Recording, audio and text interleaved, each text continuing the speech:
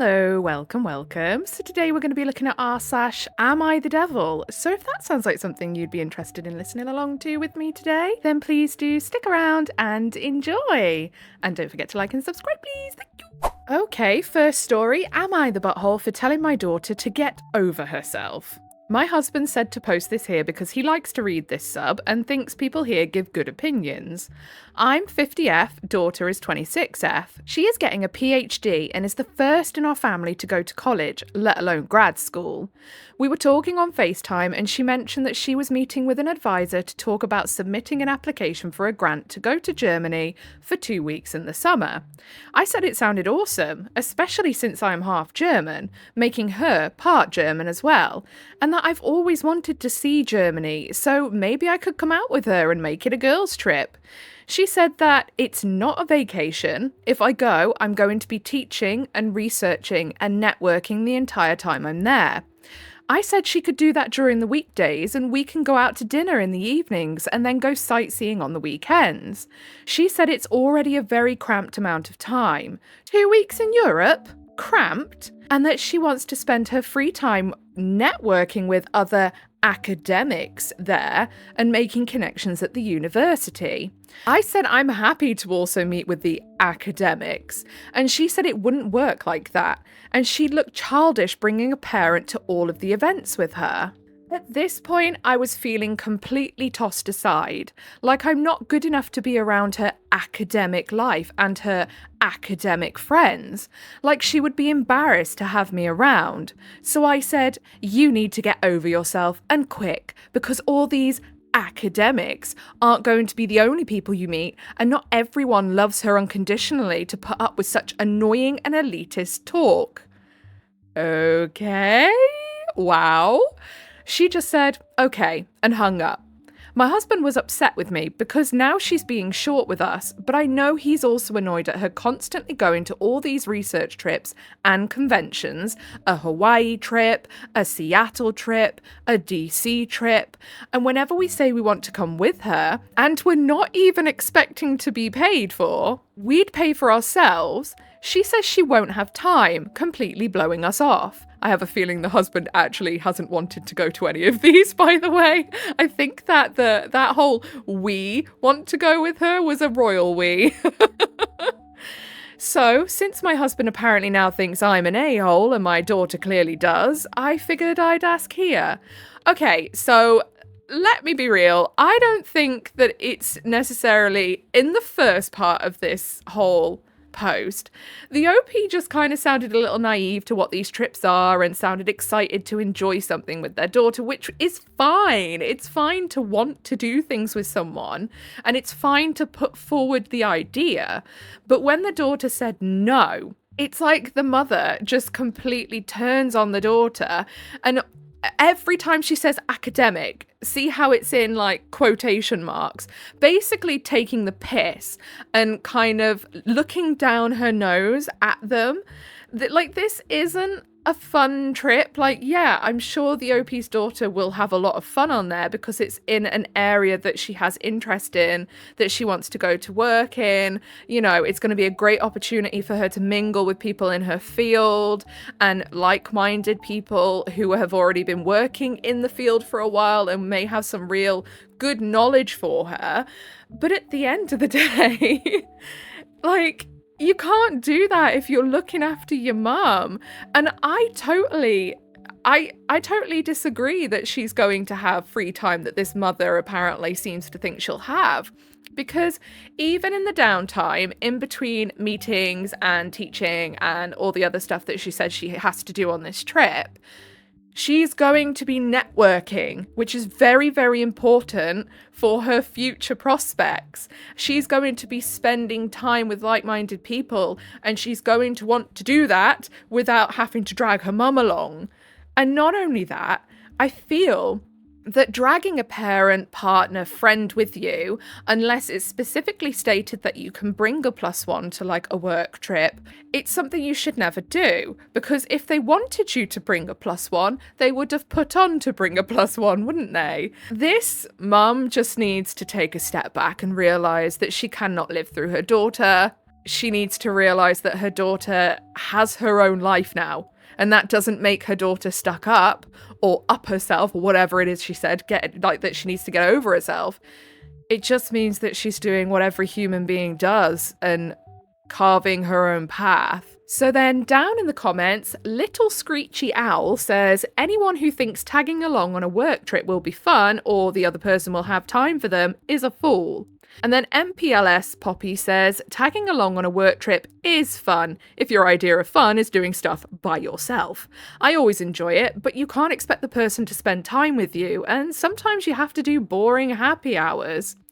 And then Where's Walder says, my husband joined me on a work trip once, but after work hours, he didn't join any work-sponsored activities and just met up with me after I finished my conference.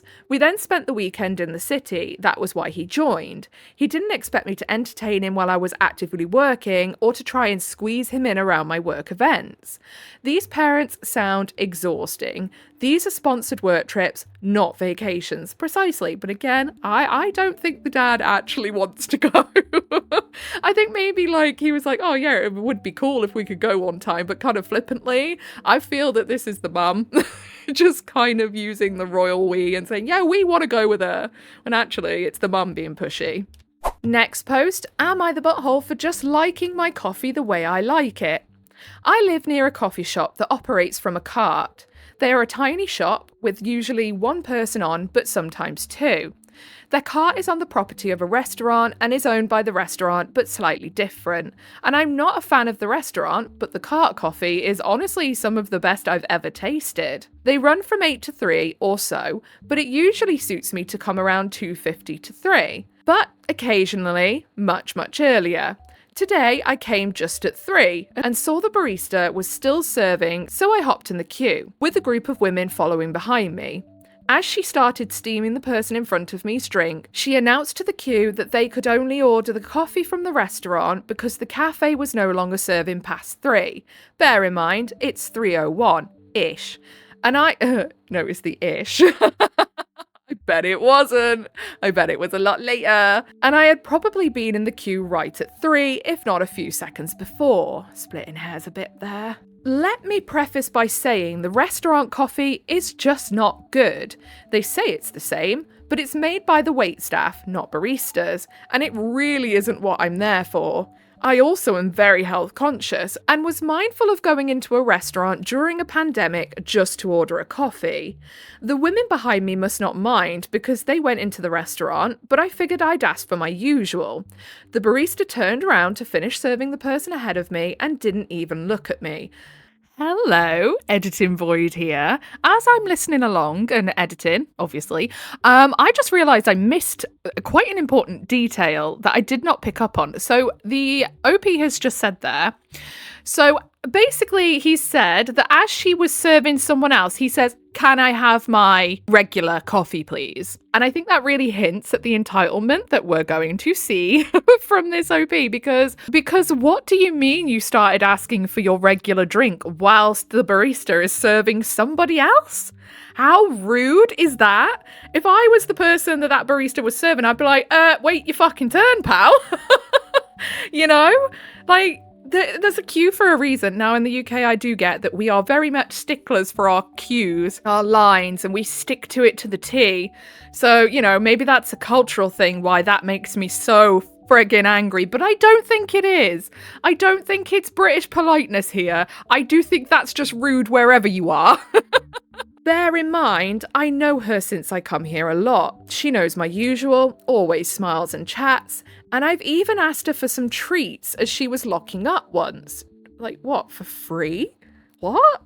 And she said she had wrapped them up for the night a while ago, but was extremely apologetic and remembers to offer me treats every time. You're not a dog, dear. When the person left, she finally looked at me. I ordered my usual, and she repeated, I'll just ask you if you could order inside since I've got to close up out here. I asked if she'd make an exception since I'm Rona conscious, and she said just this once, but seemed off. I thanked her again for serving me, and she said no worries. But as she was closing up, I was sitting in their outdoor area on my laptop, and she would not look or smile at me as she usually does, and was barely looking my direction, even though it was like 3:05 by that time she made my order. 2 minutes later than if I hadn't ordered. Why do I feel like this OP does this a lot and this barista is just so done with them? I know what people say about going to a place at closing time, but I was in the queue just in time. No, you were in the queue as they were closing. It was 3. That's their close time. I think she would have happily made the exception for me if it weren't for the group behind me. Oh, we've got some main character syndrome here, perhaps. And only asked us all to go because there were 3 or 4 of them. And I'm just wondering if I'm missing something, because she acted happy to serve me 1 minute, but then was colder than usual. TLDR, I asked a familiar barista if she'd serve me past close 2 minutes, because the alternative meant I'd have to go inside during a pandemic and order worse coffee. I was in the queue in the nick of time, and at first she resisted, but after a big please, relented, but then seemed much colder than usual while closing as I sat nearby on my laptop. Like, I can totally get where the barista's coming from. When I was like, God, I was probably only 18, I worked in a sandwich shop, and the manager would leave me just to close it up. And there was these customers that would turn up, like, as I was cleaning inside. The doors are locked. Everything's shut. I've put all the shit back in the fridge. And then all of a sudden they turn up, and because they knew the owner, they'd want letting in. So one day, I just pretended I couldn't hear them knocking on the door, and she fired me. Silly cow. She was just awful to work for anyway, and I gave her what for as well, so don't you worry. She was a massive thunder twat. But it just annoyed me because it's like, you can see I've cleaned, you can see I've put everything away. You're now going to make me drag crap out to make you a flipping sandwich? Come in earlier. Like, come in before close. You know when this place closes. And it's so frustrating because people don't seem to think we've got our own lives outside of work. I'm also a very big believer in, if I'm not getting paid for it and it's outside of the time I'm getting paid for, I ain't friggin' doing it. So then down in the comments, the OP who reposted this into AmITheDevil says, also, because it's pretty buried, here's his response to people calling him out on asking for a treat. I hate that word. I hate it so much. Okay, I wanted to clarify I fully intended to pay for those treats, but she had done... Oh, yeah, so he did get them for free. But she had done the tills and put them away, and that shows that he's been turning up late as well on other times, because the treats was from a previous time, he said. I only asked because she still happened to be there, leaving at like 3:45-ish, 45 minutes after close. Wow. I realised that was a long shot, but just thought it was worth asking and wanted to highlight that she remembers me and was very apologetic about that situation. Sure. Lol. She was very apologetic about not having treats for him 45 minutes after closing.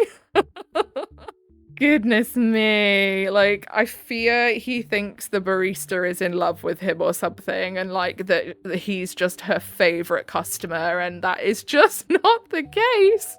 So then Reboot from Start says, I can't articulate why, but the use of treats in this context is driving me up the fucking wall. Same. Do you know what? I think maybe it's because I feel like it's the OP trying to infantilize themselves. So you can't be mad at them because they're just a little baby that wanted a treat, you know? I fear that might be what they're trying to do, and I don't like it.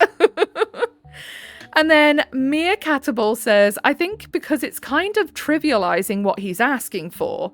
Like, a treat is meant to be a small thing as a reward or a bonus, but he's referring to the products the cart sells that are significant to the cart's sales. Yeah, that too. Next post, am I the butthole for forcing my stepdaughter to babysit? I'm mum of 2 boys, Zonny, 7M, and Xavier, 5M. My husband Carl, 45M, has Chastity, 16F, from his ex-wife. They had split custody, but ex actually passed a few months ago, so understandably, Carl got full custody. Chastity has lived with us full-time for about 3 months. Oh, that's really sad. That poor girl. It was an adjustment, but there's been a few issues. Chastity is a nice enough girl, not really argumentative like a lot of kids that age. I've been trying not to meddle around in her life because at her age, it's her choice what relationship she has with me. I'd say that we're on decent terms, but then my work changed my hours. I used to work 8 to 2:30 shift, and my husband the traditional 9 to 5. So it meshed well with getting boys to school, preschool. Now I'm doing 10:30 to 5. It'll be better pay, and our family can certainly use the extra money. But Zonnie and Xavier leave school at 3. I could time a break to take them from school, but I can't watch them while I work the rest of the day. Chastity, however, her school ends at, I think, 2:20. I really don't see any reason why she can't watch the boys for a couple of hours until we get back. I mean, I can see a real good reason, because if you actually wanted to like you, perhaps let's not parentify a 16-year-old that's just lost their mother, maybe? Like, your kids are your own responsibility. Sort their flipping childcare out yourself. Pay someone to do it. Like, don't put it on a 16-year-old who's grieving and probably stressed, because 16 is just a stressful age, as is all the work you have from school at that age.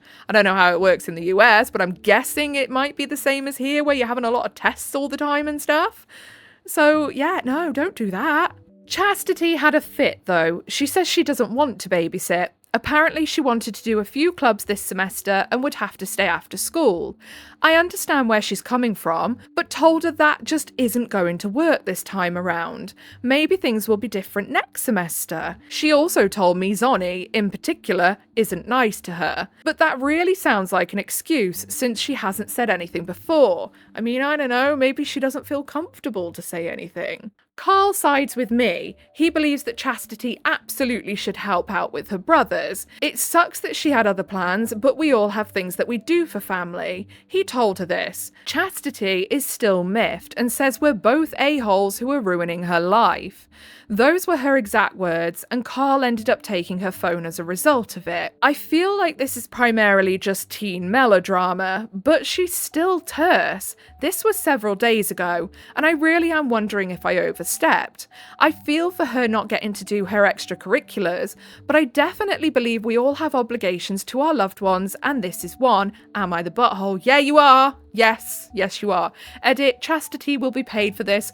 Oh, how generous of you. She'll get $10 a day. I am so sick of reading about fucking step-parents trying to parentify the older step-kids and just being massive butt nuggets. I cannot stand it. She cannot sit there and say, you have a duty to look after your brothers. Those boys are not brothers to her. Clearly, she doesn't see them as brothers. Step family, unfortunately, can only be accepted by the individual. She has no biological ties to them, and if she doesn't want to see them as her brothers, she does not have to. At the end of the day, and don't get me wrong, I have a step sibling, grew up with them, since I was 9, I want to say, and I get on with them really well. But it was never pushed on me to. It was just a very gradual thing. Pushing them on her and saying, they're your family, you have a duty. No, they don't. And even if they were her actual biological brothers, she grew up with them her whole life, got on really well with them. She still shouldn't be expected to look after them if she doesn't want to. She has enough going on. She is a kid herself. Let her be a kid. Do not make her look after your sons. Sort that shite out yourself. And I'm sorry, but Carl is just a massive butt nugget as well for letting all this happen, because he should be putting his foot down and saying, no, you're not going to use my kid who has just lost her mum as a personal babysitter when she would like to, go and join some extracurricular clubs. Any parent normally would encourage their kid to do extracurriculars. So then down in the comments, Just by Llama says, these are the types of posts I wish I could get an update on. And then Dogs and Cats World 1000 says, agreed, it has been 4 years, so I wonder what the relation is like between all of them now. Then KG Parker 888 says, Chastity moved out as soon as she graduated and hasn't spoke to OP since, but OP has no idea why. I mean, if that is true, I am so surprised that OP can't figure it out why. I did try and have a look to see if I could see any updates, but the OP's account was suspended. So I couldn't find anything, unfortunately. I wish I could have, because yeah, I would love to know where Chastity's at now. I hope she is far away from her stepmother, that's for sure. Okay, last post then. What is the best way for me, 39M, to reach out to my son, 17M? A long time ago, I made a very irresponsible choice and got my child's mother pregnant at a very young age. I knew I was not ready to be a parent physically, mentally, or financially. We came to a deal where I gave her a one-time check from the savings my parents had given me, and I would sign away all rights and responsibilities. Now, my parents are still in my son's life and see him often, and I eventually got married and had a kid of my own. My daughter is my precious jewel.